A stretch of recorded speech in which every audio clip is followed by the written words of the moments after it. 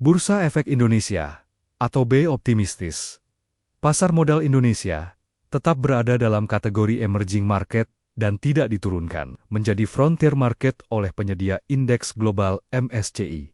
Keyakinan ini didukung berbagai langkah reformasi pasar modal yang dilakukan bersama OJK dan Self-Regulatory Organization untuk meningkatkan transparansi dan tata kelola perusahaan tercatat. B menyebut sejumlah kebijakan baru seperti peningkatan keterbukaan data investor, aturan free float minimum 15%, hingga penguatan governance perusahaan telah mendapat respons positif, termasuk dari FTSE yang tetap mempertahankan status Indonesia sebagai secondary emerging market. Meski demikian, B mengakui tantangan utama pasar modal saat ini masih terkait kepercayaan investor di tengah arus modal asing keluar dari pasar domestik. Bursa ekuitas Wall Street melemah pada perdagangan di hari Kamis setelah Intel dan saham semikonduktor lainnya terkoreksi dari rally sebelumnya.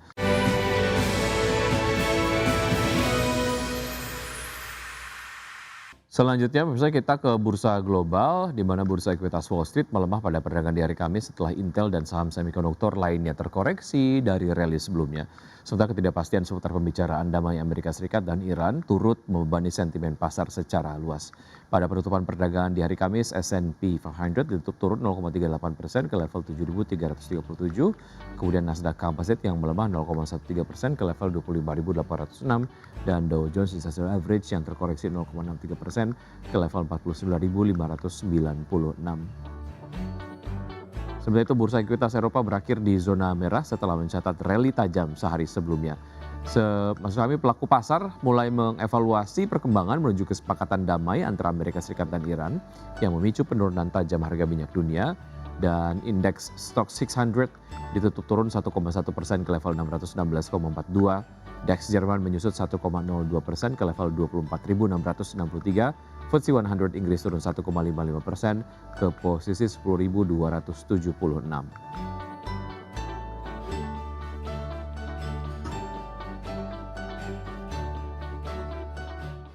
Terima kasih Anda masih bergabung sama kami. Pemirsa, PT Raharja Energi Cepu Tbk menyetujui pembagian dividen tunai sebesar 122,17 miliar rupiah dalam rapat umum pemegang saham tahunan yang digelar pada Kamis 7 Mei 2026. Ya, berdasarkan hasil RUPST, Perseroan membagikan dividen tunai sebesar 7,03 juta dolar Amerika atau setara 122,17 miliar rupiah.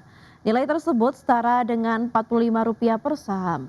Manajemen menyebut pembagian dividen mencerminkan komitmen Perseroan untuk memberikan imbal hasil yang konsisten sekaligus menjaga ruang pertumbuhan ke depan.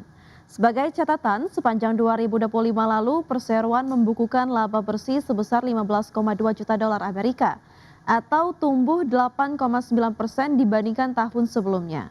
Kenaikan laba terjadi meski pendapatan terkoreksi 14,6% menjadi 49,3 juta dolar akibat penurunan volume lifting dan harga minyak. Perseroan mencatat efisiensi biaya menjadi salah satu penopang utama kinerja di tahun lalu. PT Harta Dinata Abadi Tbk membukukan kenaikan laba bersih sebesar 189,48% menjadi Rp433,49 miliar pada kuartal 1 2026. Ya, bertemunya laba bersih seiring dengan kenaikan pendapatan yang diborong oleh lonjakan harga emas global dan penguatan volume penjualan. PT Harta Dinata Abadi Tbk mampu mencatat kenaikan laba bersih 189,48% menjadi Rp433,49 miliar pada kuartal 1 2026 seiring dengan lonjakan harga emas global dan penguatan volume penjualan. Perseroan mencatatkan pendapatan sebesar Rp20,16 triliun, melonjak 196,96% dibandingkan dengan Rp6,78 triliun pada periode yang sama tahun lalu. Kinerja tersebut ditopang oleh kenaikan volume penjualan emas murni sebesar 75,18% secara tahunan menjadi 7,83 ton.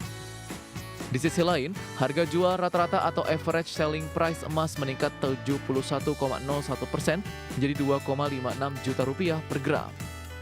Adapun segmen grosir masih menjadi penopang utama bisnis Perseroan dengan kontribusi 90,60% terhadap total pendapatan. Kontribusi itu termasuk penjualan kepada institusi keuangan Balion Bank dan sejumlah perbankan syariah.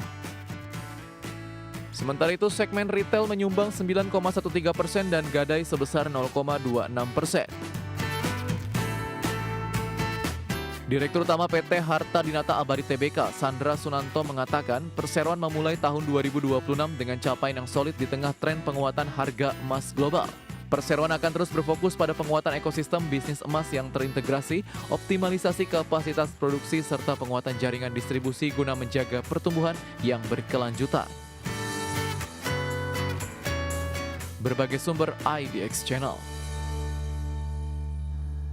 Kinerja PT Siloam International Hospitals Tbk atau SILO dinilai masih solid memasuki kuartal 2 tahun ini.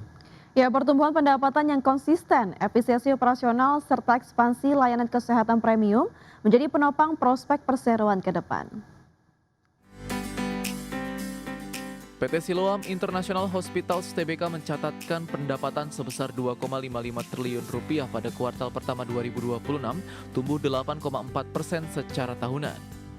Di saat yang sama, EBITDA perseroan meningkat 11,7% menjadi 748,8 miliar rupiah dengan margin EBITDA mencapai 29,4%. Kisi Sekuritas menilai pertumbuhan EBITDA yang lebih tinggi dari pendapatan menunjukkan efisiensi operasional SILO semakin membaik. Untuk mendorong pertumbuhan jangka menengah, SILO terus mengembangkan layanan kesehatan premium seperti Siloam Medical Concierge dan layanan bedah robotik. Ekspansi ini difokuskan untuk memperkuat penetrasi pasar terutama di wilayah Indonesia Timur. Menurut Kisi Sekuritas, strategi tersebut berpotensi meningkatkan average revenue per user atau ARPU pasien, sekaligus menekan jumlah masyarakat Indonesia yang memilih berobat ke luar negeri. Dari sisi profitabilitas, margin laba bersih SILO yang mencapai 11,5% diperkirakan masih dapat dipertahankan pada kuartal 2 tahun 2026. Selain itu, langkah perseroan mengintegrasikan 14 properti rumah sakit senilai 9 triliun rupiah dinilai akan memperkuat basis aset dan fleksibilitas ekspansi jangka panjang. Dengan berbagai katalis positif tersebut, Kisi Sekuritas merekomendasikan buy untuk saham SILO dengan target harga Rp3.200 per saham. Berbagai sumber IDX Channel.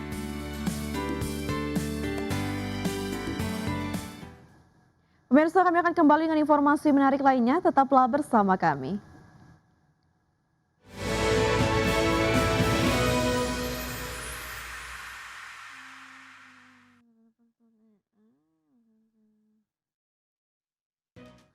Ya, lebih dari 400 emiten di Bursa Efek Indonesia belum memenuhi ketentuan free float minimal 15%. Dari jumlah itu terdapat nama besar seperti PT Barito Renewables Tbk, PT Bank Syariah Indonesia Tbk, PT HM Sampurna Tbk, dan PT Pantai Indah Kapuk II Tbk. Berdasarkan data terbaru Bursa Efek Indonesia, sebanyak 560 emiten atau sekitar 59% dari total 965 perusahaan tercatat telah memenuhi ketentuan free float minimal 15%. Meski demikian, bursa masih memberikan masa transisi bagi emiten yang belum memenuhi ketentuan tersebut. Bagi emiten dengan free float di bawah 15%, Bursa Efek Indonesia mewajibkan pemenuhan minimal free float sebesar 12,5% paling lambat 31 Maret 2027 dan meningkat menjadi 15% pada 31 Maret 2028. Sementara itu, emiten yang saat ini memiliki free float di kisaran 12,5% hingga 15% diwajibkan memenuhi ketentuan minimal 15% pada 31 Maret 2027. Ketentuan ini berlaku untuk emiten dengan kapitalisasi pasar minimal 5 triliun rupiah. Sedangkan emiten dengan kapitalisasi pasar di bawah 5 triliun rupiah memperoleh relaksasi hingga 31 Maret 2029 untuk memenuhi ketentuan free float minimal 15%.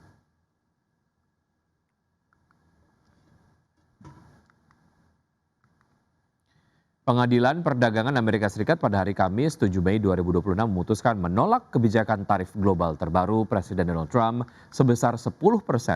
Pengadilan menyatakan bahwa tarif menyeluruh tersebut tidak dapat dibenarkan berdasarkan Undang-Undang Perdagangan Amerika Serikat era 1970-an. Pengadilan Perdagangan Amerika Serikat pada Kamis 7 Mei 2026 memutuskan menolak kebijakan tarif global terbaru Presiden Donald Trump sebesar 10%. Pengadilan menyatakan bahwa tarif menyeluruh tersebut tidak dapat dibenarkan berdasarkan Undang-Undang Perdagangan era 1970-an.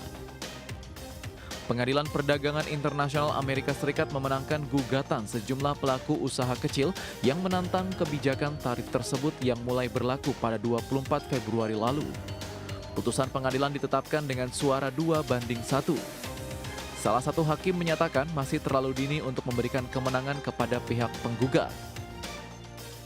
Pelaku usaha kecil berargumen bahwa tarif baru tersebut merupakan upaya untuk menghindari putusan penting Mahkamah Agung yang sebelumnya membatalkan tarif Trump tahun 2025 yang diterapkan melalui International Emergency Economic Powers Act.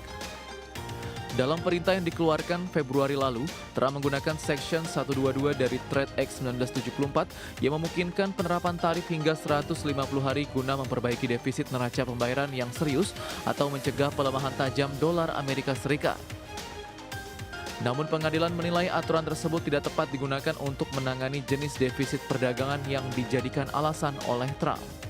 Berbagai sumber IDX Channel.